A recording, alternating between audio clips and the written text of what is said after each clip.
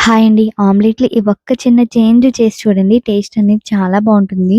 ఏంటి అనుకుంటున్నారా? First salt, కారం వేసిన తర్వాత మీరు ఆనియన్స్ వేసుకోవాలంటే మీ ఇష్టం. నేనైతే ఫ్రైడ్ ఆనియన్స్ యూజ్ చేశాను. టేస్ట్ అయితే చాలా బావుంటుంది.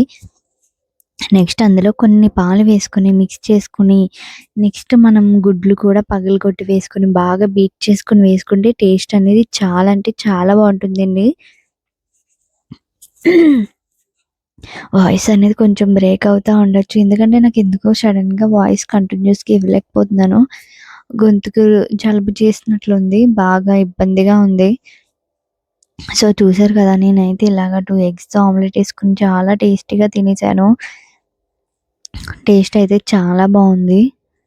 అండ్ ఈ ఆమ్లెట్‌లోకి నాకు మధ్యాహ్నం నేను టమాటా పచ్చడి వేసుకొని, చారు నంచుకొని తినేసాను. టేస్ట్ నచ్చింది. మీకు ఎంతమందికి ఆమ్లెట్‌లో టమాటా పచ్చడి ఇష్టమో కామెంట్ చేయండి. అండ్ అవసరమైన వాళ్ళకి వీడియోస్ షేర్ చేయండి. థాంక్ యూ అండి. బాయ్.